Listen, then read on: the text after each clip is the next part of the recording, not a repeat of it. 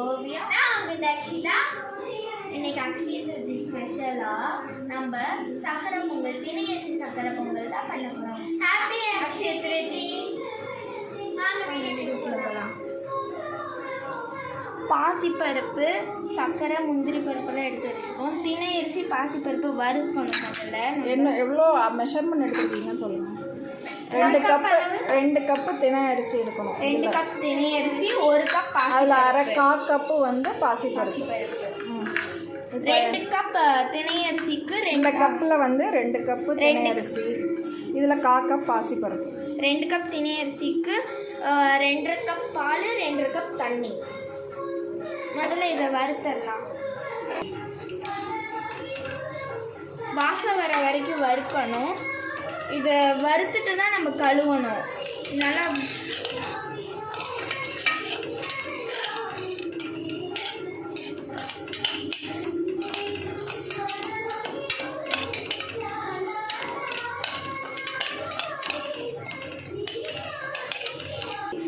Friends, நம்ம இது வறுத்துட்டு 4 டைம்ஸ் கழுவணும்.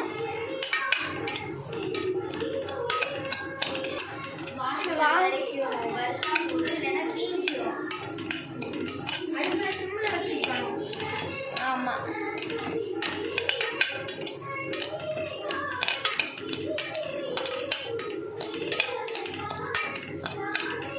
வறுத்துட்டு 4 டைம்ஸ் வாஷ் பண்ணியாச்சு. இப்போ 1 கப் தினை அரிசிக்கு நம்ம 2.5 கப் வாட்டர், 2.5 கப் பால். நம்ம முழுசும் பாலாகவும் ஊற்றிக்கலாம், வாட்டராகவும் ஊற்றிக்கலாம். நம்ம ஃபஸ்ட்டு அளந்து ஊற்றலாம். நாங்கள் மில்கி போடணும்.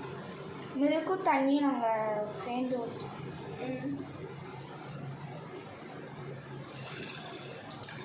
1 கப் ஊற்றிட்டோம்.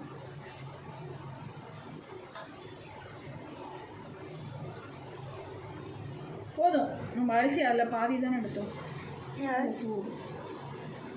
2 இன்னொரு 1/2 கப் மட்டும் ஊற்றுங்க. 1/2 கப் போதும். 2.5 கப். இப்போ தண்ணி அதே மாதிரி அதே அளவுக்கு ஊற்றிடலாம்.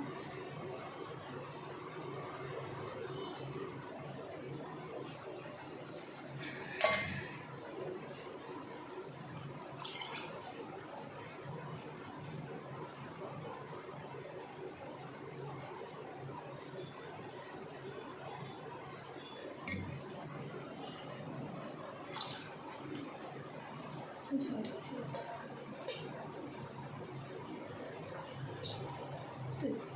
போதும். 2.5 கப் ஊற்றியாச்சு. குக்கர் மூடி வச்சிடணும். அவ்வளோதான். ஒரு 2 பிஞ்ச் உப்பு போட்டு மூடி வச்சிடலாம் குக்கரை.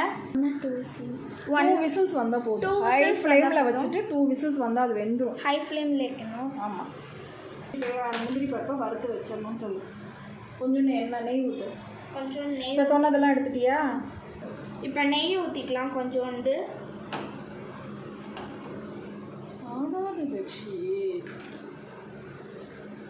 முந்திரி பருப்பு வறுக்க போகிறோம். கையெடுத்துக்கோ, கொஞ்சம் நவுந்து நின்று. பொங்கல் ரெடி ஆனோடனே அதில் எடுத்து ஊற்றிக்கணும். ஆமாம், நெய்யை.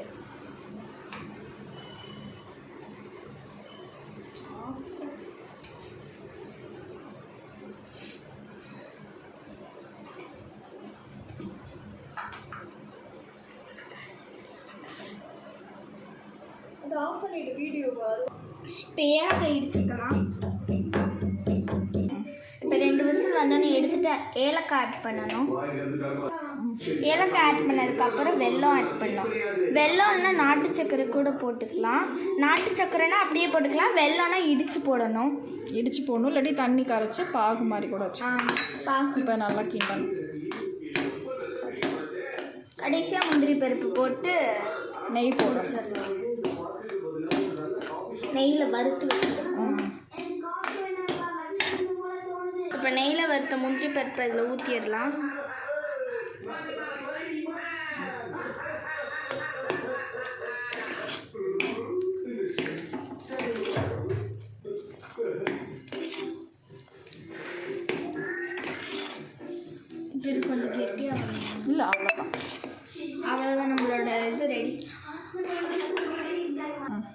அவ்வளோதான், நம்ம திணையரிசி பொங்கல் ரெடி ஆயிடுச்சு. சாமி கும்பிட்டு இப்போ சாப்பிட்றலாம்.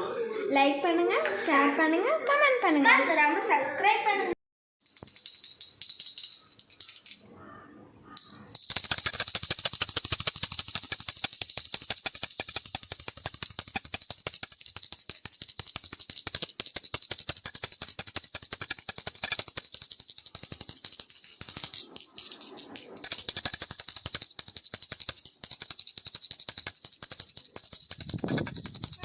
நீ பறக்க உள்ள வந்துரு. அப்பா